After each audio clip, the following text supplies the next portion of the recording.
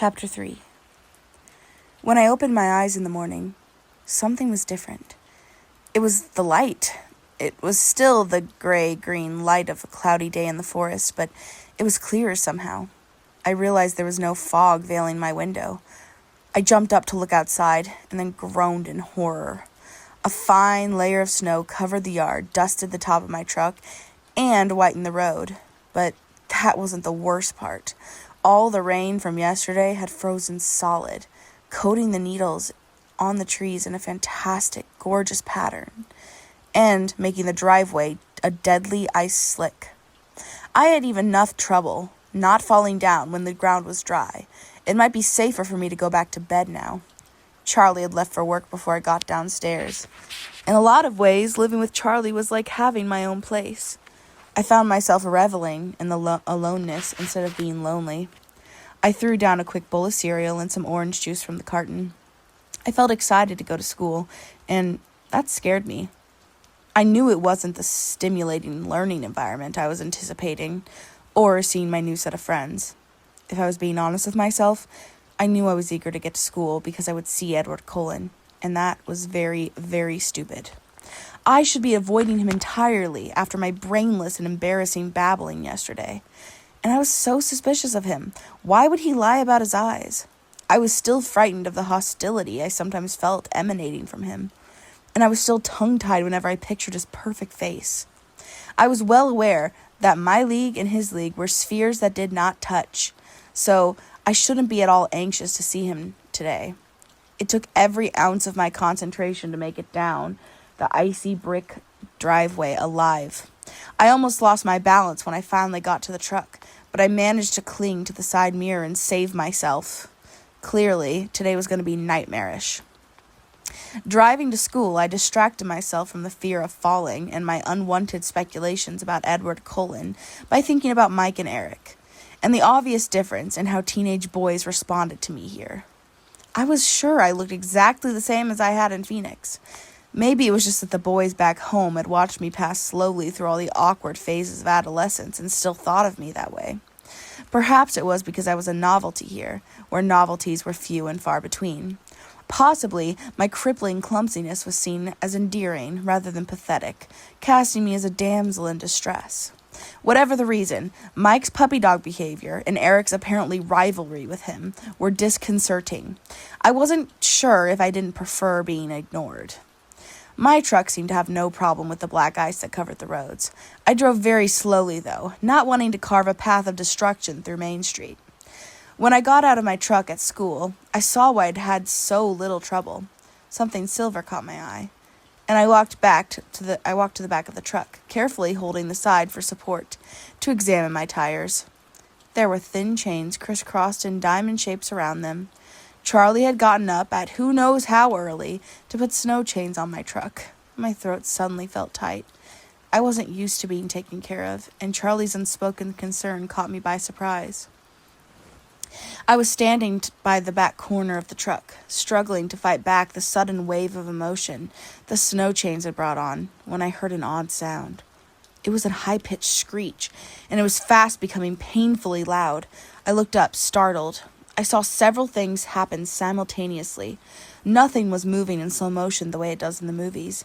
Instead, the adrenaline rush seemed to make my brain work much faster, and I was able to absorb in clear detail several things at once. Edward Cullen was standing 4 cars down from me, staring at me in horror. His face stood out from a sea of all faces, all frozen in the same mask of shock, but more immediate importance was the dark blue van that was skidding, tires locked and squealing against the brakes, spinning wildly across the ice of the parking lot. It was going to hit the back corner of my truck, and I was standing between them. I didn't even have time to close my eyes. Just before I heard a shattering crunch of the van folding around the truck, something hit me, hard, but not from the direction I was expecting. My head cracked against the icy blacktop, and I felt something solid and cold pinning me to the ground. I was lying on the pavement, behind the tan car I'd parked next to, but I didn't have a chance to notice anything else because the van was still coming. It had curled gratingly around the end of the truck and still spinning and sliding and was about to collide with me again. A low oath made me aware that someone was with me. The voice was impossible not to recognize. 2 long white hands shot out protectively in front of me, and the van shuddered to a stop a foot from my face, the large hand fitting providentially into a deep dent into the side of the van's body. Then his hands moved so fast they blurred. One hand was suddenly gripping under the body of the van, and something was dragging me, swinging my legs like rag dolls till they hit the tire of the tan van. A groaning, metallic thud hurt my ears, and the van settled, glass popping, onto the asphalt, exactly where a second ago my legs had been. It was absolutely silent for one long second before the screaming began. It was an abrupt bedlam. I could hear more than one person shouting my name, but more clearly than all the yelling, I could hear Edward Cullen's low, frantic voice in my ear. "Bella, are you all right?" "I'm fine." My voice sounded strange. I tried to sit up and realized he was holding me against the side of his body in an iron grasp. Be careful," he warned as I struggled. "I think you hit your head pretty hard." I became aware of a throbbing ache centered above my left ear. "Ow," I said, surprised. That's what I thought. His voice amazingly sounded like he was suppressing laughter. "How in the..." I trailed off, trying to clear my head, get my bearings. "How did you get over here so fast?" "I was standing right next to you, Bella," he said, his tone serious again. I turned to sit up, and this time he let me, releasing his hold around my waist and sliding as far from me as he could in the limited space. I looked at his concern, innocent expression, and was disoriented, again by the force of his gold-colored eyes. What was I asking him? And then they found us, a crowd of people with tears streaming down their faces, shouting at each other, shouting at us. "Don't move," someone instructed. "Get Tyler out of the van," someone else shouted. There was a flurry of activity around us. I tried to get up, but Edward's cold hands pushed me shoulder down. "Just stay down for now." "But it's cold," I complained. It surprised me when he chuckled under his breath. There was an edge to the sound.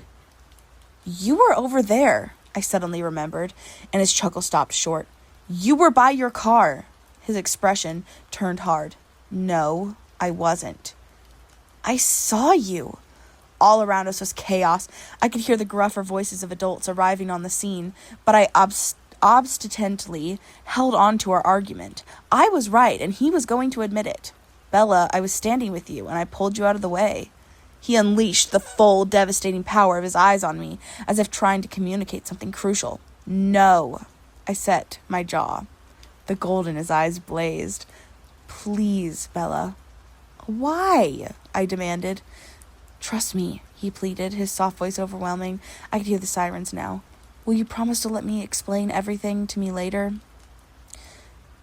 "Fine," he snapped, abruptly exasperated. "Fine," I repeated angrily. It took 6 EMTs and 2 teachers, Mr. Varner and Coach Clapp, to shift the van far enough away for us to bring the stretchers in. Edward vehemently refused his, and I tried to do the same, but the traitor told them I'd hit my head and probably had a concussion. I almost died of humiliation when they put on the neck brace. It looked like the entire school was there, watching soberly as they loaded me in the back of an ambulance. Edward got to ride in front. It was maddening. To make matters worse, Chief Swan arrived before they could get me safely away. "Bella!" he yelled in a panic when he recognized me on the stretcher. "I'm completely fine, Dad," I sighed. "There's nothing wrong with me." He turned to the closest EMT for a second opinion. I tuned him out to consider the jumble of inexplicable images churning chaotically in my head. When they lifted me away from the car, I'd seen the deep dent in the Tan's car's bumper, a very distinct dent that fit the contours of Edward's shoulders, as if he had braced himself against the car with enough force to damage the metal frame. And then there was his family, looking on from a distance with expressions that ranged from disapproval to fury, but held no hint of concern for their brother's safety. I tried to think of a logical solution that could explain what I had just seen, a solution that excluded the assumption that I was insane. Naturally, the ambulance got a police escort to the county hospital. I felt ridiculous the whole time they were unloading me. What made it worse was that Edward simply glided through the hospital doors under his own power. I ground my teeth together. They put me in the emergency room, along with a line of beds separated by pastel-patterned curtains. A nurse put a pressure cuff on my arm and a thermometer under my tongue. Since no one bothered pulling the curtain around to give me some privacy, I decided I wasn't obligated to wear this stupid-looking neck brace anymore. When the nurse walked away, I quickly unfastened the Velcro and threw it under the bed. There was another flurry of hospital personnel, another stretcher brought to the bed next to me. I recognized Tyler Crowley from the government class beneath the blood-stained bandages wrapped tightly around his head. Tyler looked 100 times worse than I felt, and he was staring anxiously at me. "But Bella, I'm so sorry." "I'm fine, Tyler. You look awful. Are you all right?" As we spoke, nurses began unwinding his soiled bandages, exposing a myriad of shallow slices all over his forehead and left cheek. He ignored me. "I thought I was going to kill you. I was going too fast, and I hit the ice wrong." He winced as one nurse started dabbing at his face. "Don't worry about it. You missed me. It's okay." "How did you get out of the way so fast? You were there and then you were gone." Edward pulled me out of the way." He looked so confused. "Who?" "Edward Cullen. He was standing next to me." I'd always been a terrible liar, and I didn't sound convincing at all. "Cullen? I didn't see him. Wow, it was all so fast, I guess. Is he okay?" "I think so. He's here somewhere, but they didn't make him use a stretcher." I knew I wasn't crazy. What had happened? There was no way to explain what I'd seen. They wheeled me away then to x-ray my head. I told them there was nothing wrong, and I was right. Not even a concussion. I asked if I could leave, but the nurse said I had to talk to the doctor first. So I was trapped in the ER, waiting, harassed by Tyler's constant apologies and promises to make it up to me. No matter how many times I tried to convince him it was fine, he continued to torment himself. Finally, I closed my eyes and ignored him. He kept up his remorseful mumbling. "Is she sleeping?" a musical voice asked. My eyes flew open. Edward was staring at the foot of my bed, smirking. I glared at him. It wasn't easy. It would have been more natural to ogle. "Hey, Edward, I'm really sorry," Tyler began. Edward lifted up a hand to stop him. "No blood, no foul," he said, flashing his brilliant teeth. He moved to sit at the edge of Tyler's bed, facing me. He smirked again. "So, what's the verdict?" he asked. "There's nothing wrong with me at all, but they won't let me go," I complained. "How come you aren't strapped to a gurney like the rest of us?" "It's all about who you know," he answered. "But don't worry, I came to spring you." Then a doctor walked around the corner, and my mouth fell open. He was young, he was blonde, and he was handsomer than any movie star I'd ever seen. He was pale, though, and tired-looking, with circles under his eyes. From Charlie's description, this had to be Edward's father. "So, Miss Swan," Dr. Cullen said in a remarkably appealing voice. "How are you feeling?" "I'm fine," I said for the last time, I hoped. He walked to the light board on the wall over my head and turned it on. "Your X-rays look good," he said. "Does your head hurt? Edward said you were hit pretty hard." "It's fine," I repeated with a sigh, throwing a quick scowl towards Edward. The doctor's cool fingers probed lightly along my skull. He noticed when I winced. "Tender?" he asked. "Not really. I'd had worse." I heard a chuckle, and I looked over to see Edward's patronizing smile. My eyes narrowed. "Well, your father is in the waiting room. You can go home with him now. But come back if you feel dizzy or have trouble with your eyesight at all." "Can't I go back to school?" I asked, imagining Charlie, trying to be attentive. "Maybe you should take it easy today." I glanced at Edward. "Does he get to go to school?" "Someone has to spread the good news that we survived," Edward said smugly. "Actually," Dr. Cullen corrected, "most of the school seems to be in the waiting room." "Oh, no," I groaned, covering my face with my hands. Dr. Cullen raised his eyebrows. "Do you want to stay?" No, I insisted, throwing my legs over the side of the bed and hopped down quickly. Too quickly. I staggered, and Dr. Cullen caught me. He looked concerned. "I'm fine," I assured him again. No need to tell him my balance problems had nothing to do with me hitting my head. "Take some Tylenol for the pain," he suggested as he steadied me. "It doesn't hurt that bad." I insisted. It sounds like you were extremely lucky, Dr. Cullen said, smiling as he signed my chart with a flourish. Lucky Edward happened to be standing next to me, I amended, with a hard glance at the subject of my statement. Oh, well, yes, Dr. Cullen agreed, suddenly occupied with the papers in front of him. Then he looked away at Tyler and walked to the next bed. My intuition flickered. The doctor was in on it. I'm afraid you'll have to stay with us just a little bit longer, he said to Tyler, and began checking his cuts. As soon as the doctor's back was turned, I moved to Edward's side. Can I talk to you for a minute? I hissed under my breath. He took a step back from me, his jaw suddenly clenched. Your father is waiting for you, he said through his teeth. I glanced at Dr. Cullen and Tyler. I'd like to speak with you alone, if you don't mind, I pressed. He glared and then turned his back and strode along down the long room. I nearly had to run to keep up. As soon as we reached the corner into a short hallway, he spun around to face me. What do you want? He asked, sounding annoyed. His eyes were cold. His unfriendliness intimidated me. My words came out with less severity than I intended. You owe me an explanation, I reminded him. I saved your life. I don't owe you anything.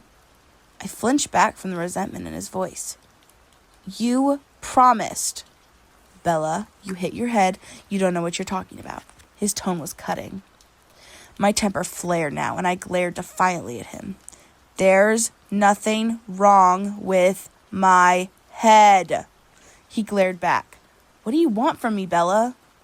I want to know the truth, I said. I want to know why I'm lying for you. What do you think happened? He snapped. It came out in a rush. All I know is you weren't anywhere near me. Tyler didn't see you either, so don't tell me I hit my head too hard.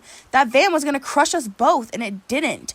Your hands left dents in the side of it, and you left a dent in the other car, and you're not hurt at all.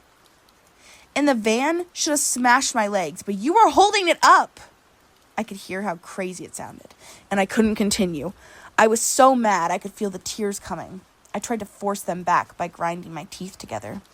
He was staring at me incredulously, but his face was tense, defensive. You think I lifted a van off you? His tone questioned my sanity, but it only made me more suspicious. It was like a perfectly delivered line by a skilled actor. I merely nodded once, jaw tight. Nobody will believe that, you know. His voice held an edge of derision now. I'm not going to tell anybody, I said, each word slowly, carefully controlling my anger. Surprise flitted across his face. Then why does it matter? It matters to me, I insisted. I don't like to lie, so there better be a good reason why I'm doing it. Can't you just thank me and get over it? Thank you. I waited, fuming and expectant. You're not gonna let it go, are you? No. In that case, I hope you enjoyed disappointment. We scowled at each other in silence. I was the first to speak, trying to keep myself focused. I was in danger of being distracted by his livid, glorious face. It was like trying to stare down a destroying angel. Why did you even bother? I asked frigidly. He paused, and for a brief moment, his stunned face was unexpectedly vulnerable. I don't know, he whispered. And then he turned his back on me and walked away. I was so angry. It took me a few minutes until I could move.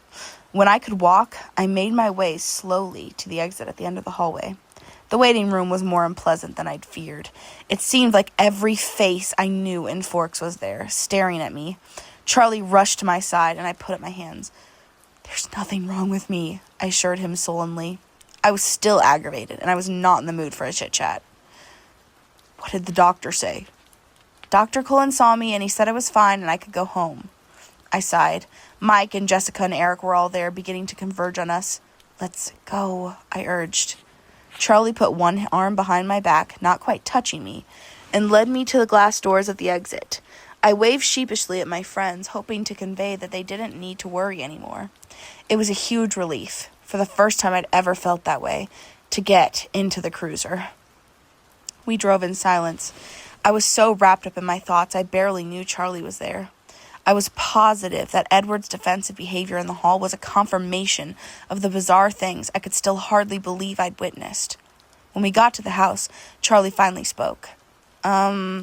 You'll need to call Renee. He hung his head. Guilty. I was appalled. You told Mom? Sorry. I slammed the cruiser's door a little harder than necessary on my way out. My mom was in hysterics, of course. I had to tell her I felt fine at least 30 times before she would calm down.